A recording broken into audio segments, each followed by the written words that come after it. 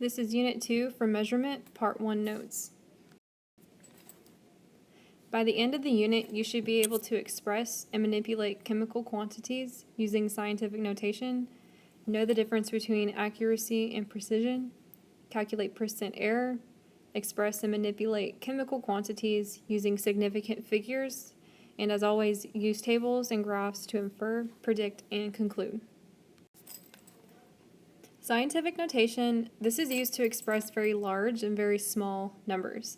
In science, and especially for this class, we are going to be using a lot of scientific notation, so hopefully after we review this, you'll be able to report all of your numbers in this way.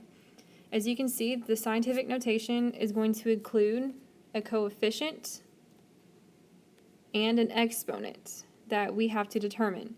A big rule for understanding what your coefficient should be, there should only be one number in front of the decimal point. That'll always be in between the numbers 1 and 9.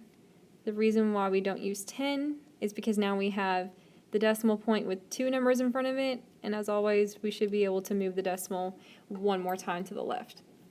So the number, we have to figure out what has to go as the coefficient. You'll always have a base, which is a times 10. That'll stay constant. You'll always have that. And the exponent here, that 23 number, well, how do we get that? That is determined by the number of times you moved the decimal.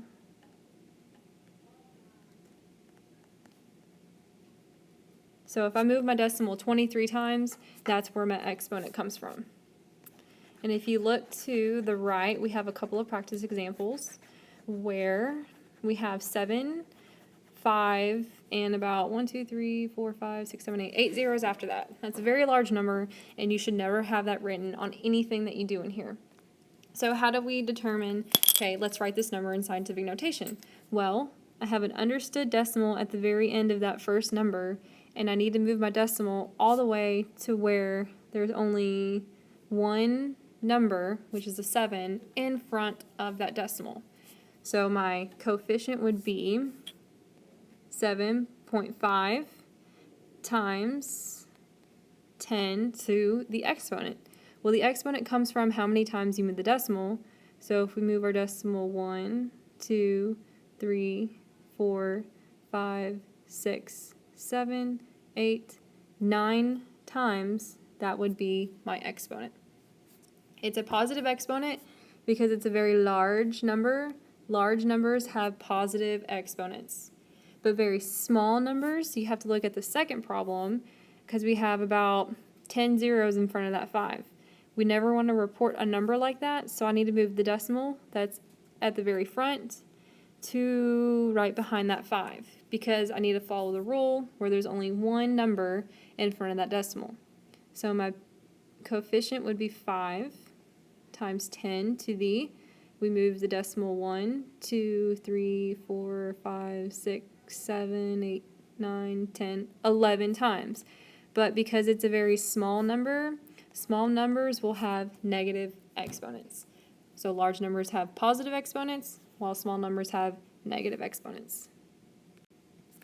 So before you listen to me show you these couple of examples, press the pause button to see if you can do these on your own. Once you finish, press the play button to check your answer. So right now I have 6,300,3, 000. I need to change this to scientific notation. So what I'm going to do is move my understood decimal to where there is only one number in front of that decimal point. So my coefficient would be 6.3 times 10 to however many times you move the decimal, which would be 1, 2, 3, 4, 5, 6 times. For the second problem, you're moving your decimal to the very front to behind the 8 because, again, we need only one number that is between 1 and 9 in front of the decimal point. So my base would be 8 with the times 10 to the 1, 2, 3, 4, 5, 6 times, but because it's a small number, we need a negative exponent. Our third number, we have a decimal at the very back of the 0, and we need to move it to where there's only one number in front of the decimal point. So we'd have a coefficient of 9.47, add your times 10 to the 1, 2, 3, 4 places because you moved your decimal 4 times. And then our last number, we have 0.004056.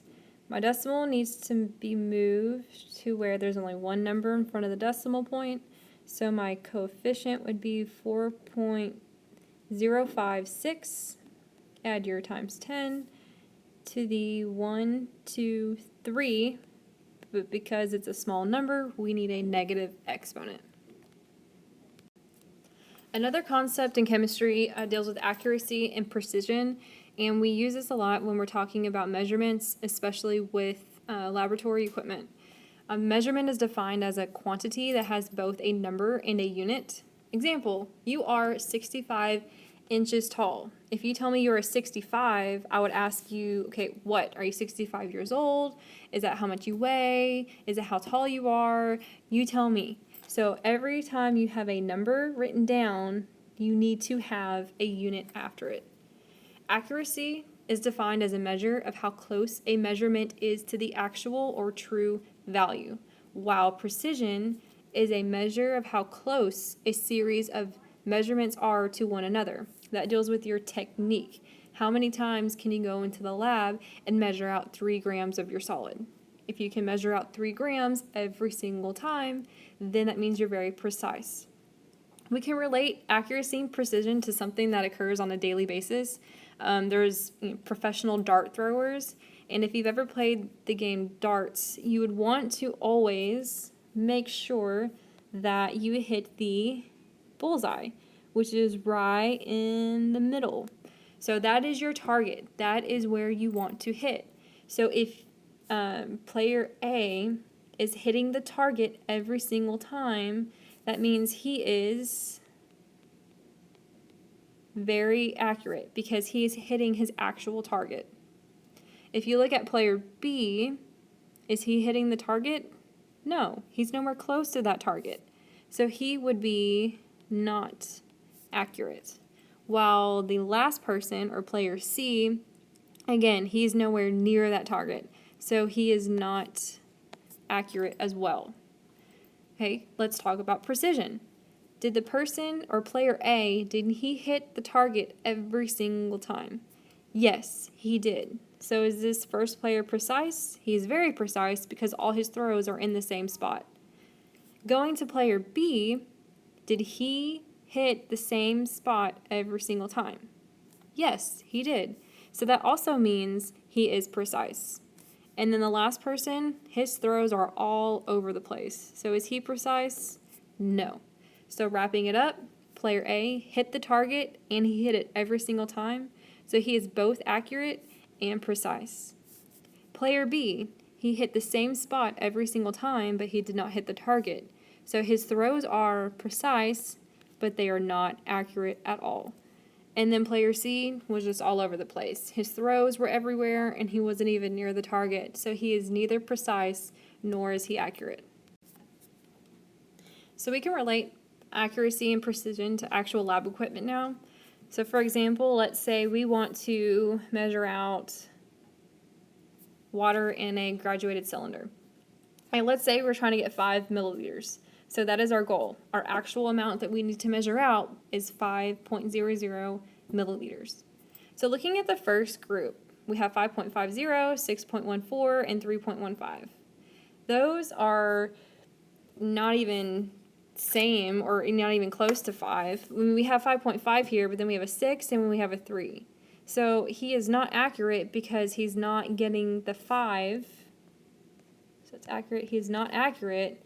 And is he precise? Not really, because his measurements are all over the place. Looking at group number 2, we have 5.05, 4.85, and 5.10. Yeah, they're close to 5. They're a little bit off, but he's pretty accurate because he wants to get 5 and he's getting very close. And the fact that his measurements are not far apart, this person is precise and he is accurate compared to the other groups. And then you have group number 3. You have a 2.25, a 3.56, and an 8.95. He is, first of all, nowhere near 5.00 for any of those measurements. So he is not accurate at all, and he's neither precise because you're ranging from 2 all the way to almost 9. So to figure out precision, you can look at the range of all the measurements, and the larger the range, the less precise you are.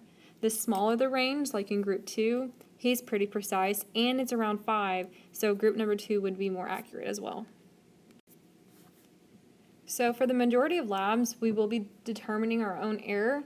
So how do you determine whether your data is acceptable or not? Well, you calculate percent error. Error is the difference between the experimental value and the accepted value. Your experimental value is what you obtain in the experiment. What did you do? What did you calculate? What did you record? That is in the experiment. The accepted, or the actual value, has already been reported in scientific papers previously. So this helps you identify your precision and your accuracy because you can compare what you do in a lab to what's actually accepted. And that's what we will be doing all year long. So to practice calculating percent error, suppose you are using a thermometer to measure the boiling point of water.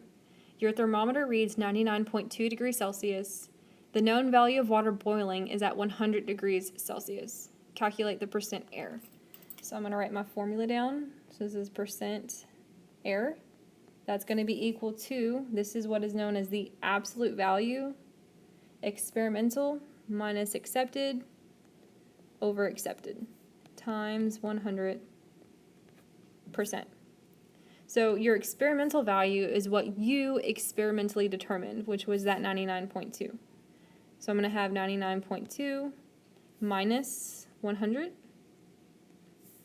over 100 times 100%.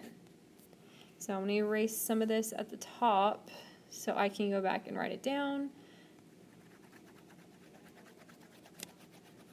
So 99.2 minus 100, you're going to get a negative 0.8. But because you have the absolute value bar, it's going to turn positive. So I will have negative 0.8 over 100. It's the absolute value. If I'm multiplying by 100, these hundreds are going to cancel out anyways. So my percent error is going to equal to about 0.8%.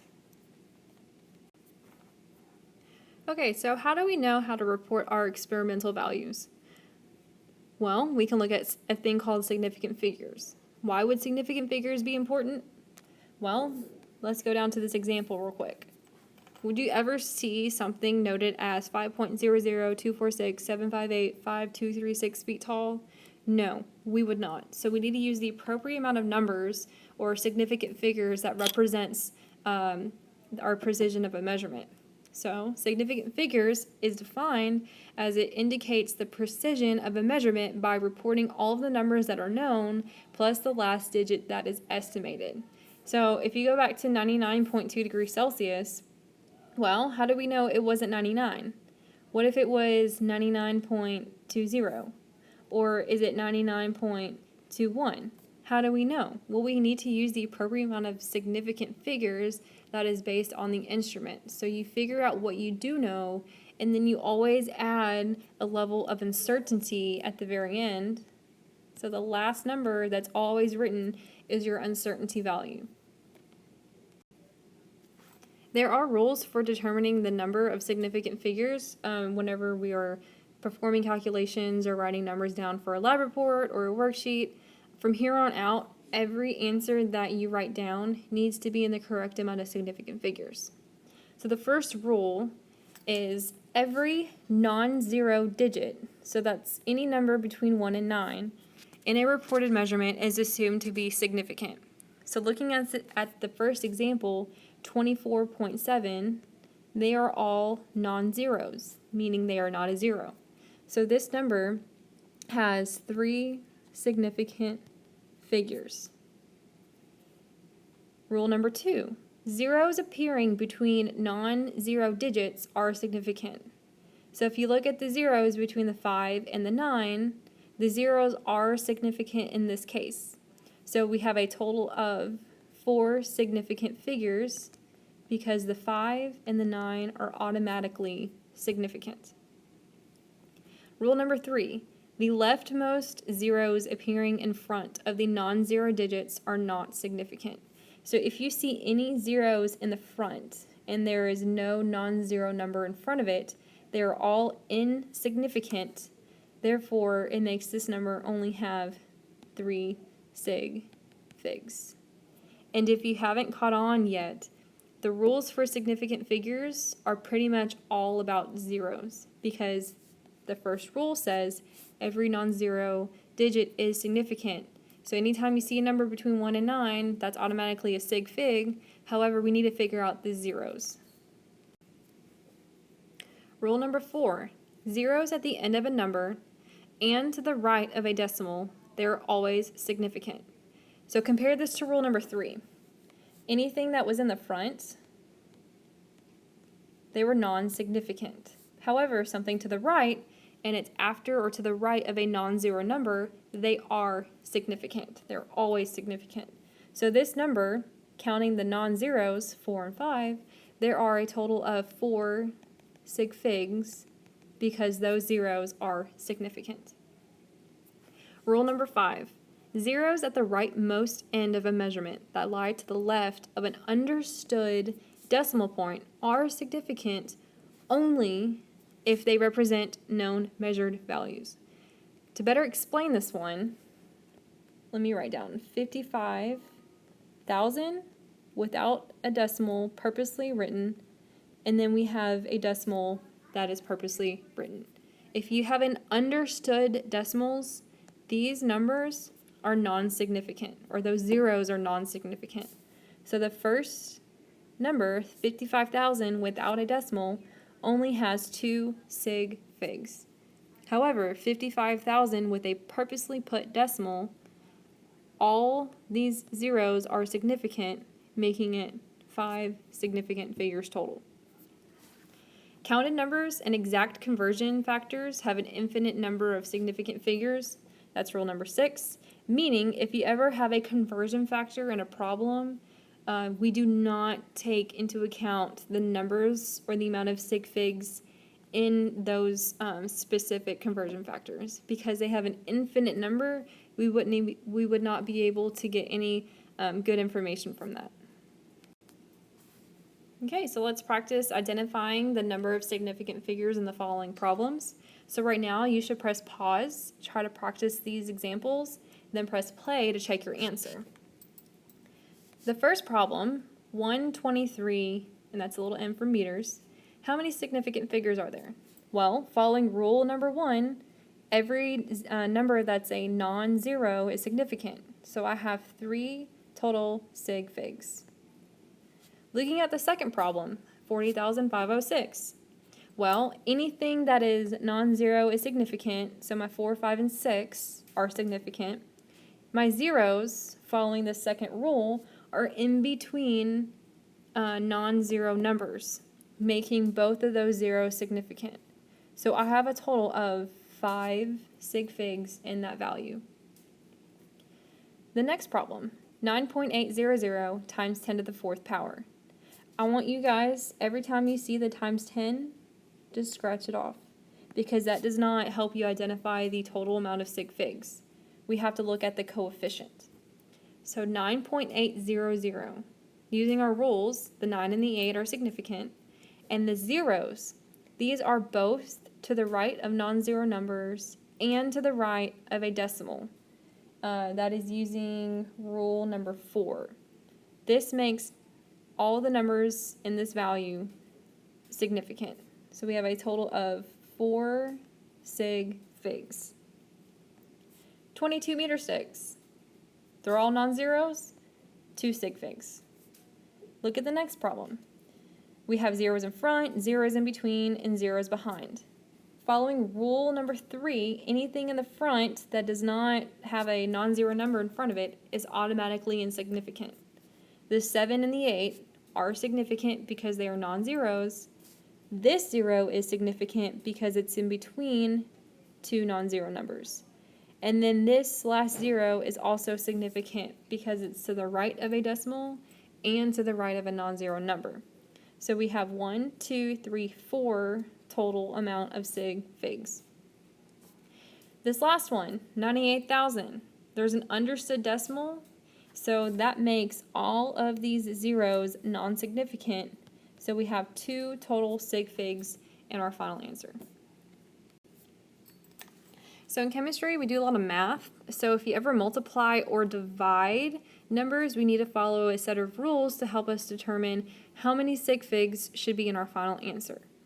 The rule for multiplying and dividing, if you were multiplying or dividing, the amount of sig figs will be dependent on the smallest amount present in the actual calculation. So for my first example, I have 3.0 times 18.2 equals 54.6. Okay, I need to round it based on the smallest amount present in my calculation. And 3.0, this 0 is significant because it's to the right of a decimal and to the right of a non-zero, making that number 2 sig figs. The 18.2, they're all non-zeros, so we have 3 total sig figs. Okay, what's the least amount? Is 2 or 3 smaller? 2 is a smaller number, so I should round, based on my rounding rules, to 2 sig figs. Meaning 54.6 is going to round up to 55 because the 6 makes the 4 round up. Don't forget, anything 5 or greater, you have to round your number up. Anything between 1 and 4, it stays the same. So we have to use those rounding rules. In the next problem, 4.3333 times 5 equals 21.6665. I need to figure out what I round it to. Well, those are all non-zeros, so this number has 5 sig figs. The number 5 is only one number, it's non-zero, so it's only 1 sig fig. So I need to round this to only one significant figure. And if you write 20, that is absolutely correct because the understood decimal makes the 0 non-significant and you only have 1 sig fig. If you're not necessarily sure, you can always write it in scientific notation where you have 2 times 10 to the first power. And that's also significant because that 2 is only 1 sig fig. Okay, well, how do I know how to round? Well, here's a hint. However many sig figs you count from the very beginning of the number. I only need to have 1 sig fig, so I look at the number right after it. It is a 1, so it makes the 2 stay the same. I can't just say 2 because 2 is not the same as 21, so I either have to write it as 2 times 10 to the first or just a straight 20. And that is for multiplying, dividing. You look at whatever is the least present. If you're adding or subtracting, the amount of sig figs will be dependent on the lowest placeholder to the right of the decimal. So if you're adding all of these values together, 12.52 plus 349.2 plus 8.24, we get 369.76. Well, the 12.52, you have 2 placeholders, 5 and 2. The second number, 1 placeholder. The third number, 2 placeholders. The lowest placeholder value is only 1 place past the decimal point, so I need to round my 369.76 to only 1 place value. Make your line. Does the 6 make the 7 round up or stay the same? It makes it round up. So your final answer should be reported to 369.8 for it to be in the correct amount of sig figs. Okay, so let's practice performing our calculations. Round your answer to the appropriate amount of sig figs. So you're not reporting the amount of sig figs, you're rounding your answer to the appropriate amount of significant figures. So our first problem, before we begin, if you want to press the pause button, try to do this on your own, come back, press play, and to check your answer. So the first one, if you need to get a calculator, 7.55 times 0.34. This calculates to be 2.567. Okay. So I'm multiplying and dividing, so I need to look at the least amount of sig figs present. This first number, there's 3 sig figs because they're all non-zero. The second number, the 0 in front, is non-significant, so I only have 2 present. So I need to round my answer to the least present, which is 2. So I count 1 number, 2 number. Make my line. Does this 6 make the 5 round up or stay the same? And it makes it round up because it is 5 or greater, so my final answer should be rounded to 2.6. Looking at the next problem, 2.4526 divided by 8.4. Putting that into a calculator, you get 0.29197. Okay, it's dividing, so I need to use the least amount present. This first number, you have 1, 2, 3, 4, 5 sig figs because they're all non-zero. The second number as well, there's 2 sig figs because they're all non-zero. 2 is the least present, so I need to round my number to 2 sig figs. Okay, so make sure you don't count this first 0 because it's non-significant. You need to start counting from here. 1, 2 numbers. Does this 1 make the 9 round up or stay the same? Well, it's 1, so it makes it stay the same. So I have 0.29 as my final answer. If you're ever unsure because you forget the 0 in front rule, change it to scientific notation. 2.9 times 10 to the negative first power, and then you know for sure that you have 2 sig figs, the 2 and the 9. So we have 74.626 minus 28.34. This is our adding and subtracting rule. Putting that into a calculator, I get 46.286. I have 3 placeholders for the first number, and there's only 2 placeholders for the second number. So my answer needs to be rounded to the least amount of placeholders, which is 2. So I make my line. Does the 6 make the 8 round up or stay the same? It makes it round up. So we get 46.29. And then our last number, we have 56.0 plus 85.681. This adding and subtracting rule. Putting it into a calculator, I get 141.681. I have 1 placeholder for the first number, and then I have 3 placeholders for the second number. I use the least amount present, which is 1, so I make my line. Does the 8 make the 6 round up or stay the same? It makes it round up, so I get 141.7 as my final answer. Okay, so have you accomplished the objectives of this first lecture for Unit 2.1? If you have not, then you need to go back to the very beginning and restart this video so you can go back and learn whether it's scientific notation or significant figures.